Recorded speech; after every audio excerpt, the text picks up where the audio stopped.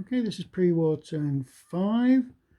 Diplomacy was interesting in a way, though it probably won't interest you as the viewer here, but the Soviets were thinking about what ways they could influence Iraq and maybe get Iraq on the side of the revolutionary government, but there's no real options for that. So what they decided to do was support the Iranian communists, which the only real positive effect of that was to get the communists to move a couple of points down the track so they could get another piece of influence with the communists. They'd have them on their side. It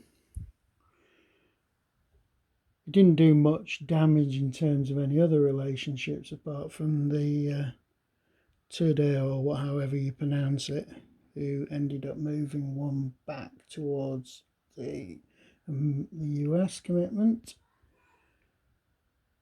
United States, they looked at the situation and said, well, we don't really want to escalate any further. We're quite happy with the way the Iranian rebel army is doing. They seem to have the upper hand, and we're prepared to let things play out. So they decided to arm the Mujahideen, which these are the guys, the rebels who are fighting the Soviets in Afghanistan. So they've moved a couple of points up the track towards being committed to the US fraction. It didn't really have much influence on anyone else because all the other fractions are already committed. In terms of fighting, the weather's clear.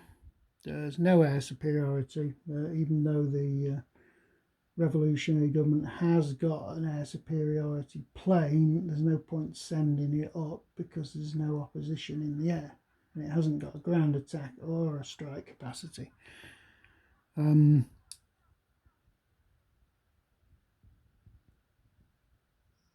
Other things that have happened, there was an attack by the Iranian revolutionary government forces on Abadan, which failed.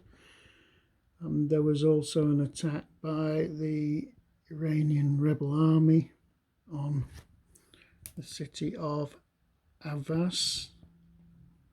Excuse the pronunciation for any Iranians, and that fell to the rebels. So there's no other activity going on here. There are units that are committed to one side and the other, but they can't make a move.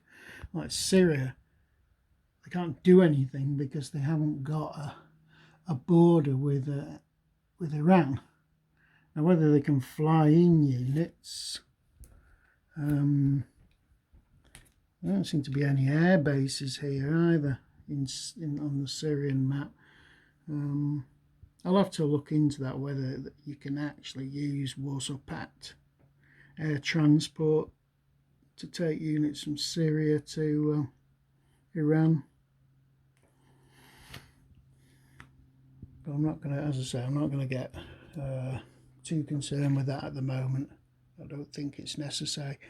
So it looks like the Russians are going to probably have to step up their effort in some way to either get more fractions on their side or to actually mobilize in some way. But you just got to remember, the Russians, just like the Americans, they don't want a world war at this particular stage. That's not what we're trying to do. We're trying to turn Iran into a client state for our side. And both the US and Soviets are doing that.